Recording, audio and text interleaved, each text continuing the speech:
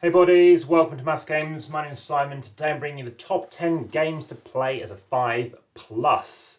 Now there are a number of games that I love playing as a 5 and BGG recommends them as a 5, including Your Bluffing and Hands Teutonica, which are on the channel. You can watch those videos of course. This is one in particular I feel is a minimum 5+, so of course it will be higher than amount than that. And without further ado, we'll talk a little bit about them. There's a common theme amongst them.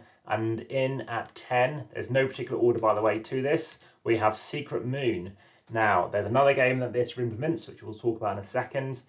Not a highly rated game, and I'll tell you why in one moment, because we have a game here, which is a social deduction game. That's the common theme of these ones. It's a 5 out of 10 rating for me. It's Secret Hitler, where you're the Chancellor and you're trying to get said people do certain things. It's not a bad implementation. I just think there are better games that do it, and I'll talk to those about in a moment, because here we have it. We have One Night Ultimate Werewolf.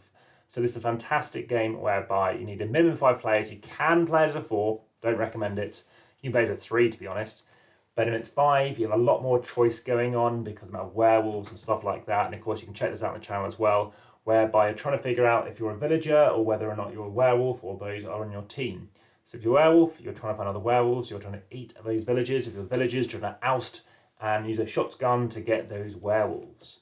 Okay, the next game we talk about here is Avalon. Now, a bit controversial because there's another version of this. Is the thematic medieval one, much preferred in Europe, it seems. Of course, we have medieval history, and that's why, particularly in Europe, of course, in Germany as well, that makes a lot of sense.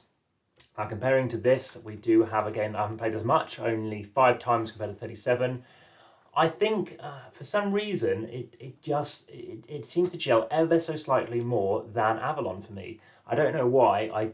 I definitely prefer the artwork. I prefer the theme and the story, but it seems to, as the mechanisms, the fact you're on the ship, it makes more sense than you just on a boat. I think that's the big thing for me. That's the only reason why I prefer it, maybe.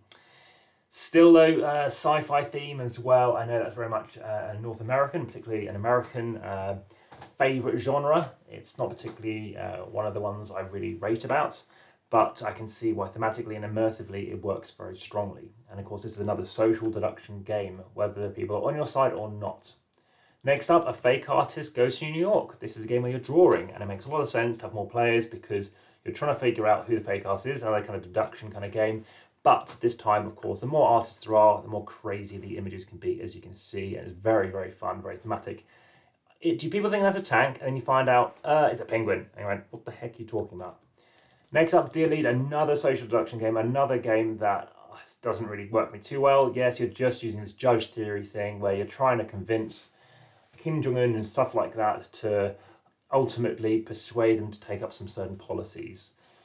Then we have Catan. Talked about this before. 5 to 6 player extension. This means you can play really fast. You can play Catan in 20 minutes, which is brilliant. Highly recommend it. And this, is involving 2 sets of dice. You're bidding. It's a great idea. It's not part of the base game or even the 5 to 6 player one. It's just like a fan-made rule. Highly, highly, highly recommend it. It gives it an 8 out of 10 for me. Okay, next up, Crossfire, another social deduction game. This time by Emerson Matsuuchi, who's done loads of games like Century Spice Road. And this particular game I give a 7 out of 10 to. Again, you do need 5 players. You can play with 6 and more, obviously it does recommend that, even 8 and 9.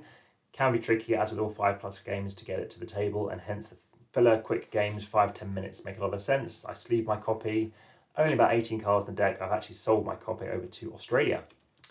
And then in at number 1, in terms of this, for some reason it's now 2022, but I last played it 2019, I think it was. I've played it once. We were just on the winning team. It was rather enjoyable. It did take a long time though, and it makes sense. It was chaotic. We played at 15. We played a 4-player count at the time. It looks like it's going back through Kickstarter again or some kind of thing. It's very expensive, like 100 odd pounds. It's enjoyable, but very long-winded. So there we go. Top 10 games to play, minimum 5. Please, of course, you subscribe to the channel. Please, of course, like, share. And of course, by subscribing, hit the notification bell for all new videos coming along. Aside from that, of course, support the channel via Patreon and follow via Instagram. And of course, add your comments. Let me know your thoughts.